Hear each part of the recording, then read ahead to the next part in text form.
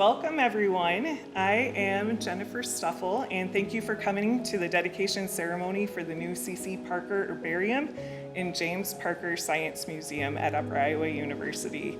I am excited to invite you to be the first visitors to be at both the herbarium and the museum, and it is great to see a full room, so that's very exciting. Thanks so much for being here today. It is important to note that Upper Iowa University has had both an herbarium and museum spaces on campus for well over a century. However, these spaces were inadvertently decentralized due to improvements and innovation in other areas. And now that the university has redistributed its focus back to the herbarium, we'd like to draw our attention to them again. There's stories waiting to be uncovered again by the university community. However, recent interest in preserving artifacts has really been cultivated and culminated by some of the speakers that you'll hear today and see and get to talk to as you interact in the museum. And it's allowed us to rediscover UIU's past, to showcase anew and honor the historic individuals, and I would like also to think that we're honoring our present individuals who have poured so much of their heart into their herbarium. It has helped UIU be a model for community-based education in the region for over 160 years. With that, we are excited to invite President Franken to the podium. Kathy has been with UIU for the past 16 years. She has served in many capacities. I think I've worked with you in several capacities now, including academic advisor at the Waterloo Center, vice president for finance and enrollment management, and chief financial officer. She was named the 22nd president of Upper Iowa University on October 2023. Thank you, President Franken.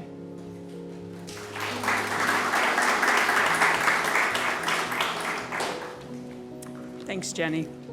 I would like to also thank each of you for attending the dedication ceremony today. In fact, it's actually more of a rededication, a statement of Upper Iowa University's continued commitment to preserving the rich educational heritage. This rededication actually was initiated back in 2013 when former president, now President Emeritus, Bill Duffy, initiated a task force on preserving UIU's history. This task force was charged with the cataloging of historical artifacts at all UIU facilities and with the development of strategies and procedures for collecting, documenting, and preserving and displaying UIU's historical treasures. With the support of UIU's longtime friend, Foster Cass, class of 1941, the task force recommendations were implemented in the 2014 to 2015 timeframe. This resulted in the creation of the Upper Iowa University Archives and the development of the Foster Cass Archives Walk. The walk is a self-guided tour around campus which highlights numerous UIU artifacts of historical importance located throughout our campus.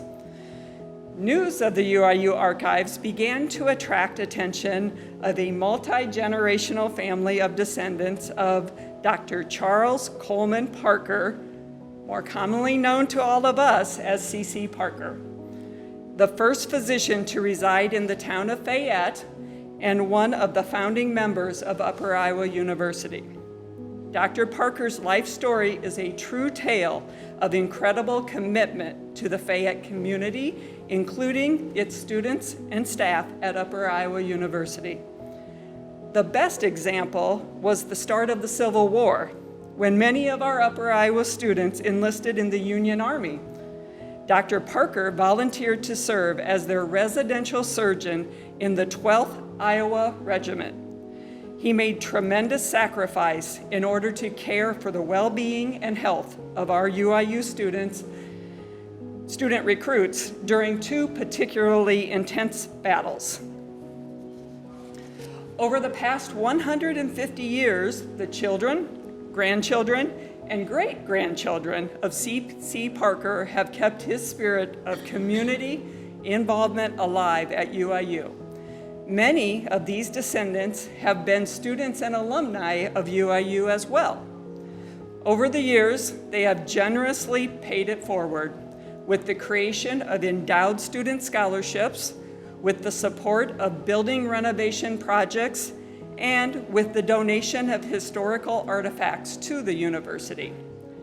During the past 8 years, the descendants of C.C. Parker, including his great-grandson, Dr. James Parker, have visited the Fayette Campus, have donated numerous artifacts associated with Dr. Parker's Civil War service and his medical career to UIU archives, and have supported numerous archival and educational projects undertaken by UIU's Department of Science and Math. So, here we are today, rededicating UIU's herbarium space in honor of C.C. Parker and rededicating UIU's Science Museum space in honor of James Parker.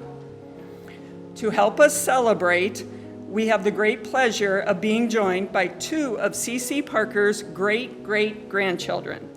Please join me in welcoming Scott Parker, Beth Parker Spencer, along with Beth's spouse, Craig Spencer.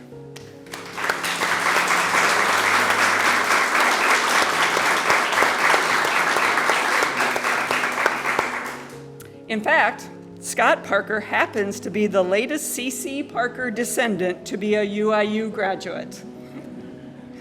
In closing, thank you all for supporting UIU for being at today's dedication.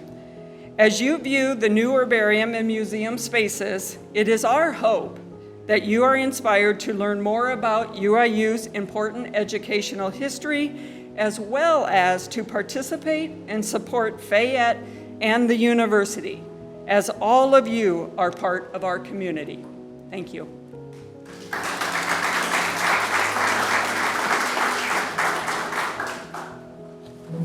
Thank you, President Franken. I would like to invite Dr. Scott Figdore, retired professor of science and former curator of the C.C. Parker Herbarium, to provide us with the history that led to the development of the new herbarium and museum space. Talk to him more, though, afterwards. There is more to the story, please.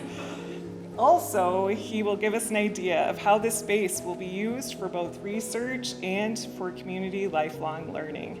Professor Figdore has been part of the Faculty of Science and Mathematics at UIU for 32 years. During this time, he was fortunate to meet and interact with members of the Parker family. It was during one of these meetings that he helped the family as well as the university to rediscover the first herbarium collection donated to UIU by Dr. C.C. Parker. It was that meeting that set the wheels in motion, ultimately leading to today's dedication event. Please join me in welcoming Dr. Scott Figdore.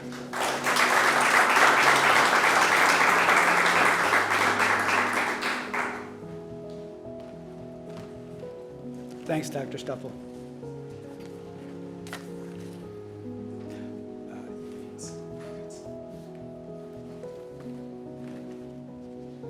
So I wrote a script that I will read from today, mainly to force me to be brief.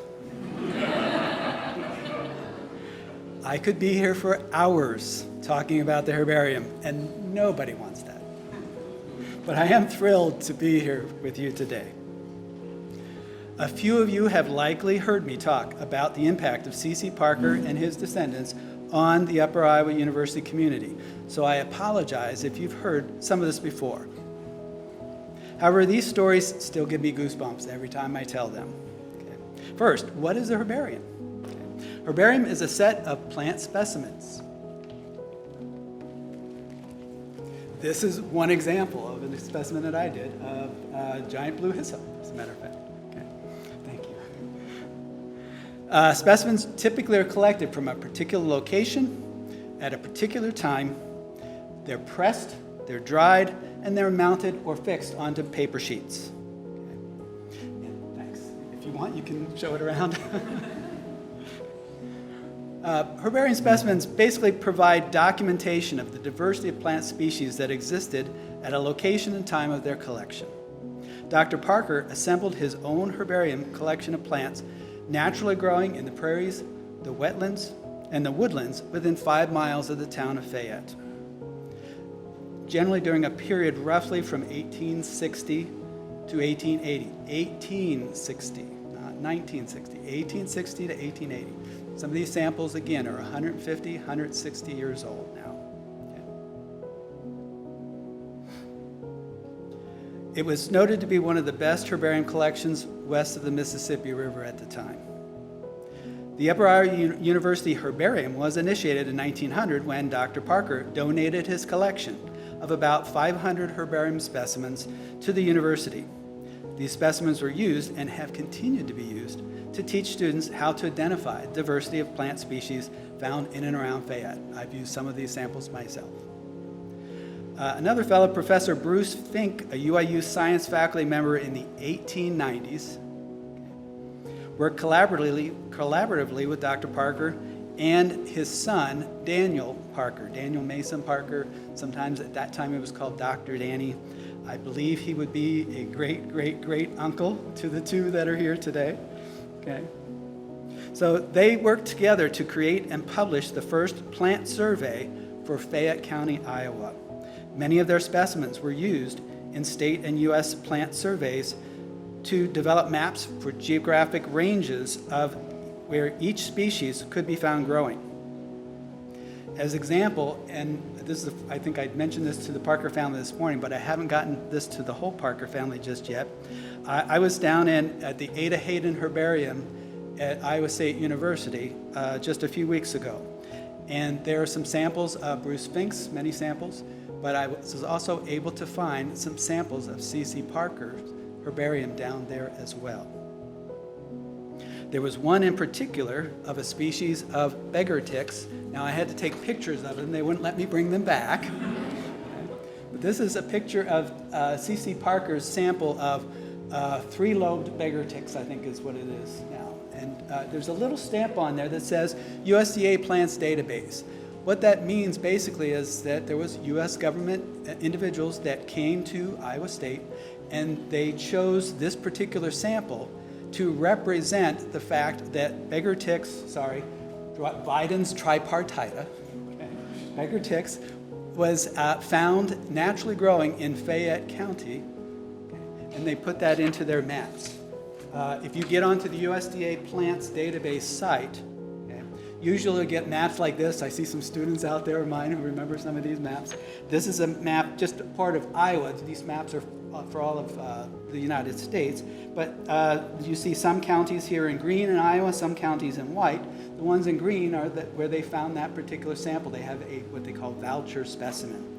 The one I have circled here for Fayette, for Biden's tripartita, that would have been Dr. Parker's sample that they used to record that. You have no idea how excited I am when I was found out about this. There are 3 or 4 others of his samples. There was about 11 samples there, and there are probably more there as well. So I hope to get back there again. But several of these samples have been used for the USDA Plants Database, and a couple, I think, even for some of the Iowa native areas, natural areas assessment databases and so on. So it's just incredibly exciting for somebody like me. Let's put it that way.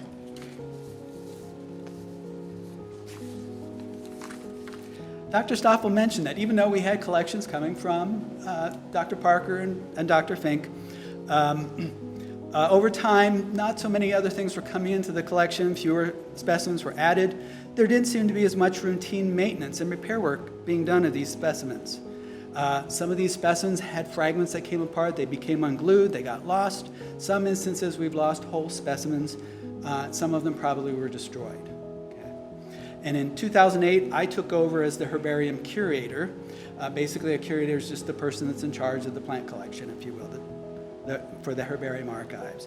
And at that time, one of the main botanists at the Iowa DNR came and visited us and wanted to review the herbarium. Okay. So he came, he looked at it, and when he talked to me, he was very polite. But it was obvious he was really concerned about the deteriorating state of some of the specimens in our collection. He also made it clear that our herbarium was just one of many herbaria in Iowa that was going through this deterioration process. Okay? But still, that moment instilled in me a desire to take action before it got too late. try to help repair these samples. So the first thing I needed to do is to get a little bit more training. Okay, this wasn't quite my background when I went through my PhD, if you will.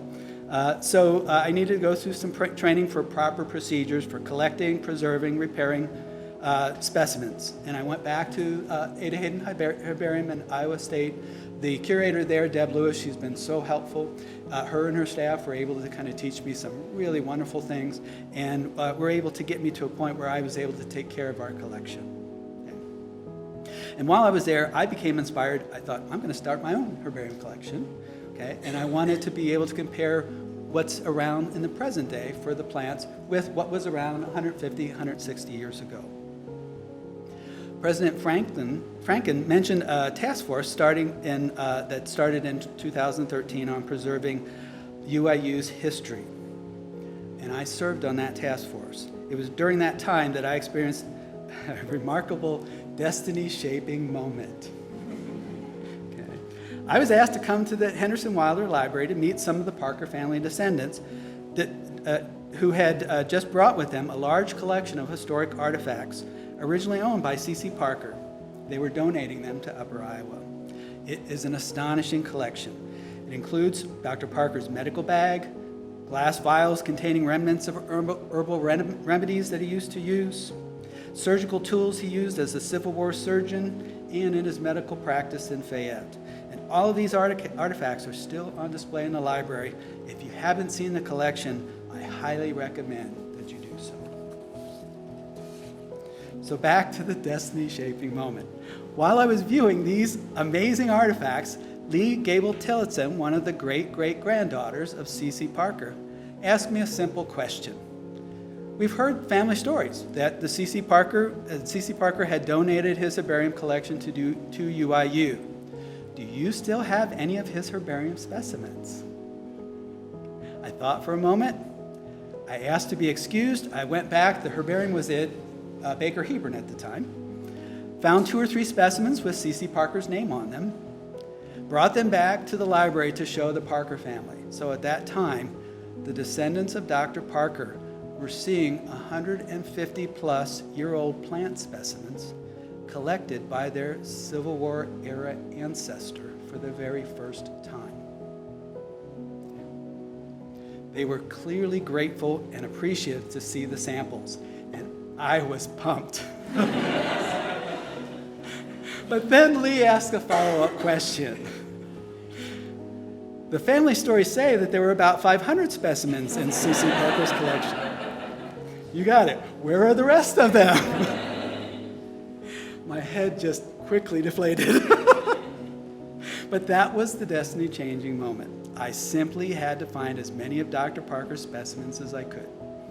It took me about 2 years, but it ended up finding roughly 400 of them. Most of the specimens didn't have his name on them. So it took a bit of detective work to determine and figure out with some certainty that they were actually part of Dr. Parker's collection. I was able to do that with the help of some expert botanist by the name of Tom Lammers. From that moment on, I've worked collaboratively with the Parker family, with botanical experts, with students, faculty, and staff to restore and upgrade what is now known as C.C. Parker Herbarium of Upper Iowa University. We want to try to get it back into a regionally respected, archival quality collection. And today marks a milestone towards that goal. The new C.C. Parker Herbarium space, next door, you'll see it, houses approximately 5,000 specimens in a series of 5 double-walled metal cabinets with elastomeric seals. That just means they're high quality. Currently, many other universities, instead of doing what we're doing, they're discontinuing their herbarium programs due to the cost of maintenance, understandable. They're having to turn their collections over to other institutions. A recent example of this is Northern Iowa, University of Northern Iowa. They just transferred their collection, about 55,000 specimens, to Iowa State this past year. And a few months ago, I actually met with James Parker, and he gave me a copy of a news article about how Duke University recently decided that they had to discontinue maintaining what is a very historically significant herbarium collection that they had. And I could tell that Jim was so proud that UIU was still committed to keeping and maintaining its herbarium. So we cannot thank Jim and the entire Parker family enough for supporting our efforts.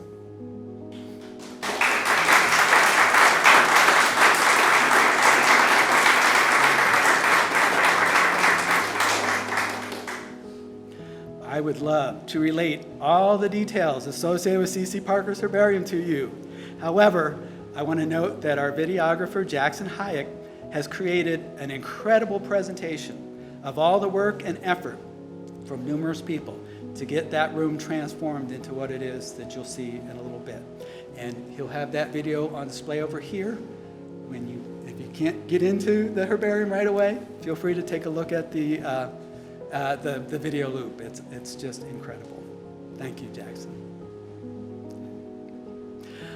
It's important to recognize the importance of the museum as a component. We have a herbarium and a museum.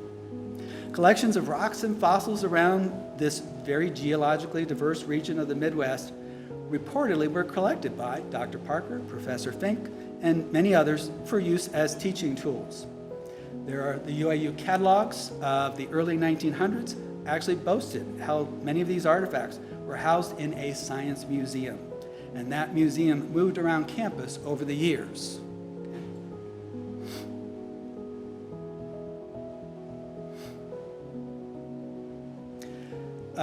These museum pieces were used as teaching tools. Probably about the time when I came, I think that science museum was disassembled, and these artifacts kind of got scattered all around campus. So recently, when we decided that the herbarium at UIU needed to be in an upgraded space, we decided to pull together as many of these former science museum artifacts as we could find. UIU alumnus and adjunct instructor Terry Lansgard, who's here today, recollects many of these artifacts in the former science museum. He's been helping us to identify them, bring them back here to Edgar, catalog them, display them. And additionally, we are trying to contribute more recent artifacts as well on campus to the museum collection. We have accumulated a series of older books from several previous science faculty. We're going to be displaying those over time. We have a few pieces of science equipment, some old microscopes, spectrophotometer, electron microscopy equipment that we're going to display too over time. These types of artifacts will allow future students interested in science to view the state of scientific knowledge and instrumentation in years past in order to understand and appreciate how far we've come with scientific instrumentation and advancements. Finally, we've been able to amass additional artistic and cultural pieces with ties to UIU and some of our alumni. For example, Terry Lansgard, we have some of his framed and mounted plant habit sketches that you'll see on the wall in the museum area. And we also have a few photographs taken by a UIU alumnus and nature photographer and videographer, Dano Grayson. Some of you might remember Dano from 2010, I want to say. I believe it was. It's important to note that the new C.C. Parker Herbarium and James Parker Science Museum is a work in progress. We're still working on cataloging, preserving, storing, displaying this herbarium specimens and science artifacts. So we're going to be open limited hours at first until we kind of get ramped up. But we do have plans to schedule a few more special displays, probably here in this room, as a matter of fact. Terry Lansgard, again, put out another shout out to him, is helping to set up some of these displays that will focus on reflecting the diverse cultures that are part of Fayette County. To wrap it up, it's clear from many family stories about the life of C.C. Parker, he was an incredibly giving person. He would do anything and then some to support the Fayette community, including Upper Iowa University and its students. While I would love to tell more of these stories, I will instead refer you to, we just got this yesterday. Some of you know our former UIU archivist, Jeanette Garcia, wrote a C.C. Parker biography that also includes information of other family members, as a matter of fact. And this is the copy, one copy, hot off the presses. So again, I've got it up here. You can probably take a look at it, but we don't have a lot of copies yet. If it is something that you're interested in, you can let me know. This is amazing. Actually, my wife, I let her look at it last night, and she loved it. And she doesn't love everything, but she loved this. Maybe more than. The more I learned about Dr. Parker from his family members, the more I understand, value, and treasure this institution that he and his wife Sarah helped to build here in Fayette. I hope that everyone who visits the C.C. Parker Herbarium and the James Parker Science Museum will leave with an appreciation of the deep historic roots that sustain Upper Iowa and the Fayette community. Many thanks for the support and descendants of Sarah, C.C. Parker's, and we're thrilled to have Scott and Elizabeth here as the great-great-grandchildren present. Their support of our efforts to continue to preserve some of these important historic artifacts is much appreciated, and we're truly grateful. And I cannot end my remarks without acknowledging a huge number of individuals who have contributed or helped to the various aspects of the Herbarium and Museum space and its collections. This has truly been a community effort. Rather than taking another 10 minutes to list them all, I'm going to try to recognize these folks through signage in the museum in the future. But I cannot thank probably many of you in here enough for your assistance and help throughout the years. Final announcements, okay, before you walk out, before we officially open the C.C. Parker Herbarium and the James Parker Science Museum. Thank you.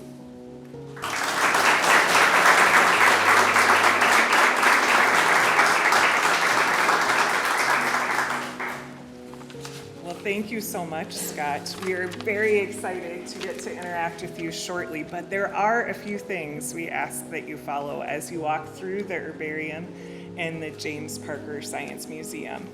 While there are refreshments out in the lobby, you're welcome to have them there or here while you watch that amazing film that Jackson's prepared. We ask that you do not take them into the museum or herbarium space because obviously these are very sensitive and fragile samples.